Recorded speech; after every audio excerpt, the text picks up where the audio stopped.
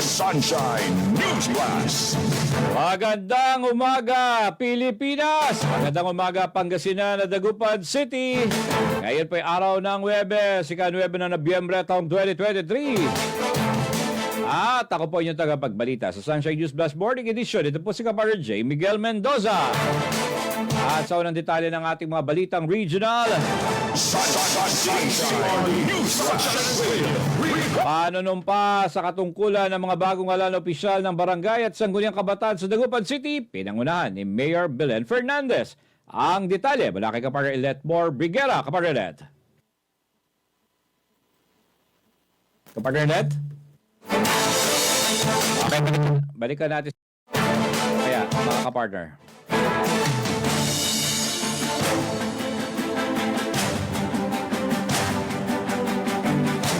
Samantala, kahapon, natutuwa si Mayor Belen Fernandez dahil sa nangyaring mapayapang halalan sa lungsod. At anya, natutuwa rin ang mga tao sa mga nanalong kandidato na kanilang ibinuto. Sunshine News Blast. First, allow me to express my delight and my pride to speak to all of the newly elected barangay and SK officials in the city of Dagupan.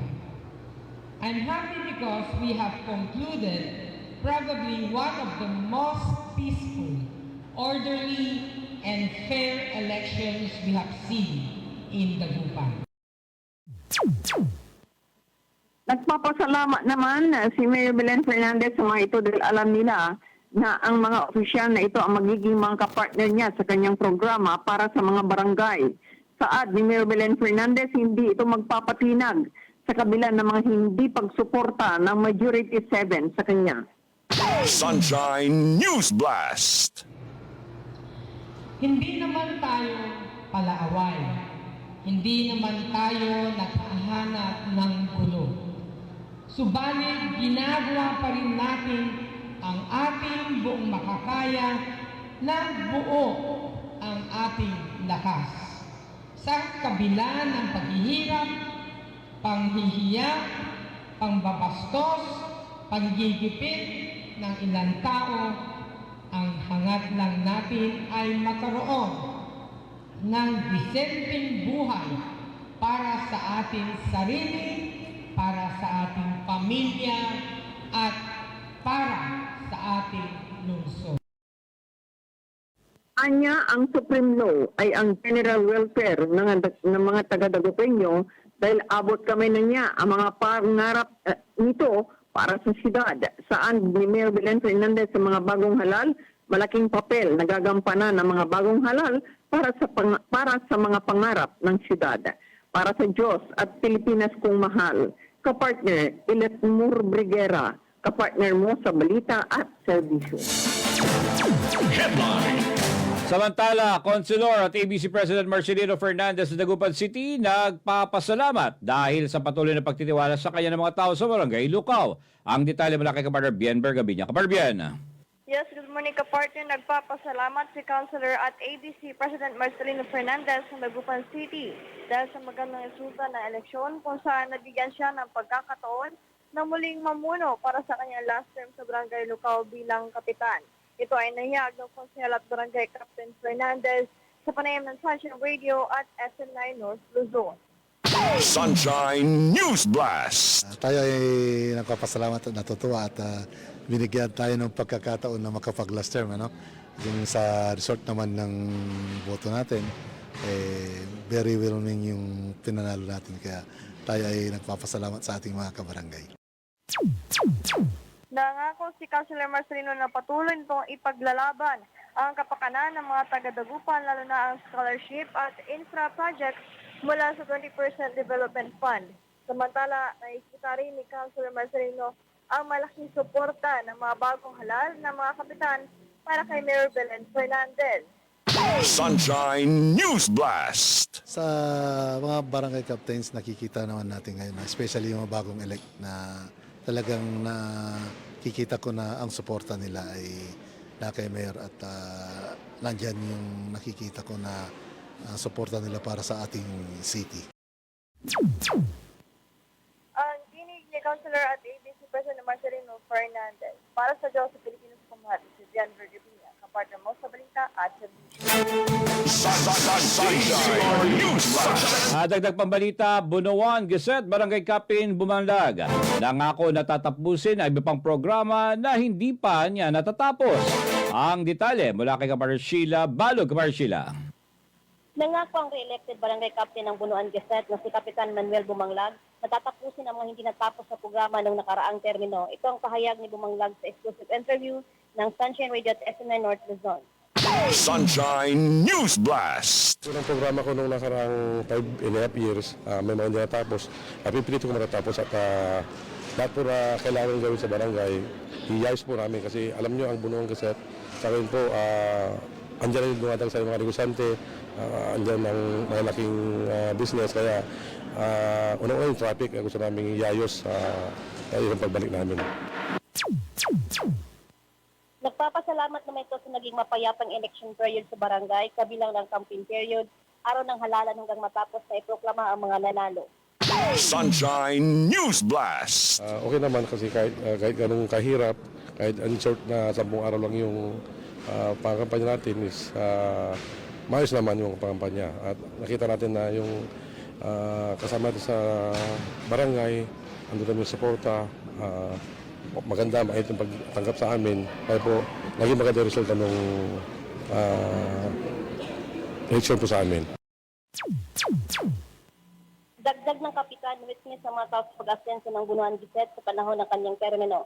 Nangako ito na pa nitong pagagandahin ng barangay sa kanyang pag-upo ngayon. Para sa Diyos ng Pilipinas ng mahal, Sheila Balo, kapartner mo sa balita at servisyo. Sunshine News Blast. At kaugnay pa rin sa balitang yan, Mayor Belen, hangad ang pakikisa ng mga bagong halal ng mga opisyal sa mga pangarap na syudad, mga SK officials katuwang sa paghahanap ng scholars. Ang detalye sa pagbabalik ni Kaparilet Morbigera. Kaparilet. Hangad ni Dagupan City Mayor Belen Fernandez ang pakikisa ng mga bagong halal na opisyal ng mga barangay ng Dagupan City sa mga pangarap ng syudad. Sa isang interview ng Sunshine Radio at SMN9 North Luzon, sinabi nito na handa siyang i-extend ang kanyang mga kamay para sa pagkakaisa. Sunshine News Blast. Well, sa lahat mga nanalo na mga SK barangay officials, chairman up to the mga kagawad, I'm extending my hand. Gusto kong maging united tayo upang ma-achieve natin yung goal for our city. And alam nyo, nabanggit ko na rin minsan na we adopt the United Nations Sustainable Development Goal. And I'm challenging them, pag meron silang inadopt na goal, tatapatan ko yung budget po nila. Dagdag ni Mayor Belen Fernandez, marami na rin mga kapitan ang nag-courtesy call sa kanya at anya 98% siyang nakakasiguro na makikiisa ang lahat ng mga bagong halal na opisyal sa kanyang pamamahala. Samantala ngayong araw, isasagawa ang groundbreaking ng 2 school building matapos maaprubahan ang budget ng lungsod. Sunshine News Blast. The people has spoken. They have choose their officials kung sinong susunod. And gusto kong ipaalam sa inyo, with the approval of the budget, meron akong groundbreaking na 2 school building. Isa sa Salisay, isa sa Carael. And marami pa akong iga-groundbreak. So mauna na yung 2. And then I will be visiting China. Magsasalita po ako doon to represent the League of Cities. And pag uwi ko, siguro may mga 2 to 3 na mga groundbreaking ulit. Pati kalsada po, marami po tayong gagawin. Para sa mga SK officials, magiging katuwang ni Mayor Belen ang mga ito sa paghahanap ng mga mahihirap na kabataan na magiging scholar ng lungsod. Sunshine News Blast. The other day, we gave about 954 yata, no, na scholars. And I will be interviewing again another 600 na scholars. Meron pa ako idadagdag. Kasi i-maximize ko yung 200 million pesos. Dapat mabigyan ko sa mga scholars, lalong-lalo ng mga mahihirap. Kailangan makompleto po natin yon. So by Friday, meron ako interview ulit. And then after Friday, iayusin namin yung payroll nila, yung allowance nila, and then another interview for the next payroll na naman. Dagdag ni Mayor Belen, tuloy-tuloy ang pag-acquire ng lungsod ng mga gamot para sa taong bayan. Samantala, sa mga hindi pinalad na manalo, payo ni Mayor Belen, huwag humintong tumulong sa barangay at may susunod pang mga pagkakataon. Para sa Diyos at Pilipinas kong mahal, kapartner Ilet Mor Briguera, kapartner mo sa balita at service. Sunshine News Blast. At sa iba pang mga balita, San Fabian Mayor Marlene Agbayani pinangunahan ang launching ng Modern Public Utility Jeepney sa tulong ng Madatco. Ang detalye mula kay Kapartner Lerna Hernandez. Kapartner Lerna. Pinangunahan ni San Fabian Mayor Marlene Agbayani ang launching ng Modern Public Utility Jeepney sa tulong ng Manawag Dagupan Transport Cooperative o Madatco. Saad ni Mayor Marlene, walang nilabas na perang Madatco dahil may subsidy ang gobyerno para sa modernized jeepney. Sunshine News Blast. Wala po silang nilabas, wala po silang na-cash out na pera ng co-op po nila. Kasi may subsidy po ng gobyerno para po sa atin, para sa mga modernized na jeepney. So, after 6 months, yung nanimanan marites kami i-register kasi nalagarday may pangkasal ko di Mantagoy. So nan-marites kami from Macapagal Arroyo and Duterte po. So from them, President BBM siya na po yung sabihin na natin na nagtapos po dito po sa modernized jeep. Hindi sinasantabi ng gobyerno ang traditional jeepney, ngunit may choice na ngayon ang mga tao kung saan nila gustong sumakay. Dagdag pa ng Mayora, komportable ang mga pasahero sa modern jeepney, may aircon at libreng wifi. Anya, 3 years in the making ang pagkakaroon ng modern jeepney sa San Fabian. Ayon naman kay Madatco General Manager Elvira Tabadero, nasa 7 unit ng modern jeepney ang target para sa San Fabian. Sunshine News Blast. Nag-sacrifice, nag-tiis, nagpursige para sa mga papilis, para mabot namin yung ganito. Kahit pagod ka, gutom ka, hindi mo anuhin yan kasi ang inaasam mo yung matapos yung mga papilis mo at mabot namin yung ganito. Ano po yung Dagdag nito, hangad ng Madatco na makapagbigay ng komportableng sasakyan para sa mga commuter. Samantala, saad ni Tabadero, bukod sa sweldo ng mga driver, magkakaroon din ito ng incentives ng 75 pesos kada 1,000 piso na net income. Para sa Diyos at Pilipinas kong mahal, Lerna Hernandez, kapartner mo sa balita at Sunshine News Blast. Samantala, Department of Health Ilocos Region target ang malaria and filariasis free by 2030. Ang detalye sa pagbabalik ni Kapartner Sheila Balo. Kapartner Sheila. Sa selebrasyon ng Malaria at Filariasis Month, inaanyayahan ng Department of Health Region 1 ang lahat na maging bahagi sa pagkamit ng ligtas ng lipunan. Ang selebrasyon ngayong buwan ay may temang prevention, early detection and prompt treatment for malaria and filariasis free Philippines by 2030. Payo ng DOH, panatili ng kalinisan ng kapaligiran at linisan ng pinagmumugaran ng lamok. Samantala, pinaiiwasan din ng DOH ang piliko ng lung cancer kaya dapat layuan ang paninigarilyo.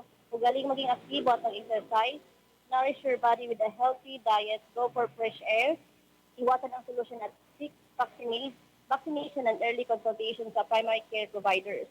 Ang iba pang mga aktibidad ng DOH ngayong Setyembre ay National Food Fortification Day, World Diabetes Day, World Premature Day, World Toilet Day, and World COPD Awareness Day. National Day of Remembrance for Road Crash Victims, Survivors and their families, National Consciousness Day for the Elimination of Violence Against Women and Children, 18-day campaign to end violence against women and children, National Skin Disease Detection and Prevention Week, Drug Abuse Prevention and Control Week, Malaria and Filariasis Awareness Month, Lung Cancer Awareness Month at National Children's Month. Para sa Diyos at sa Pilipinas kong mahal, Sheila Balog, kapartner mo sa balita at sa Sunshine News Blast. Dagdag pambalita, fourth quarter ng Nationwide Simultaneous Earthquake Drill or NSED, pinaghahanda ng San Jacinto, Pangasinan. Ang detalye mula kay kapartner Vic Tahod. Kapartner Vic. Yes, good morning mga kapartner. Pinaghahandaan na ng San Jacinto, Pangasinan ang ika-4 na quarter ng Nationwide Simultaneous Earthquake Drill.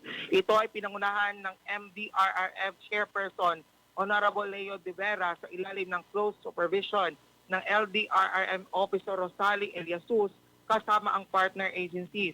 Ito ay ang BFP San Jacinto head na pinangunahan ni FFO3 Bonifacio Abalos, Acting Municipal Fire Marshal, PNP San Jacinto, DSWD Dagupan, RHO San Jacinto, nurses at staffs kasama ang mga barangay health workers at barangay families, PTA officer, senior citizen at Pantawid Pamilya Program. Ang mga ito ay umattend sa final coordination meeting para sa paghahanda or for the preparation sa upcoming fourth quarter nationwide simultaneous earthquake drill 2023 sa San Vicente Barangay Hall. Ang mga drill na ito ay napakahalaga para maging handa ang bawat isa at mabigyan ng necessary knowledge kung paano mag-react sa mga lindol upang mabawasan ang posibleng masawi o lubos na masugatan. Kasali dito ang duck, cover at hold na mga technique para sa Diyos at sa Pilipinas kong mahal. Bitahod kapartner mo sa balita at serbisyo. Sunshine News Blast. At para sa uling balita ng ating balitang regional. DSWD Field Office 1 tinanggap ang evaluation team mula sa DSWD Central Office sa Binloc, Dagupan City. Ang detalye mula kay kapartner Lerna Hernandez. Kapartner Lerna.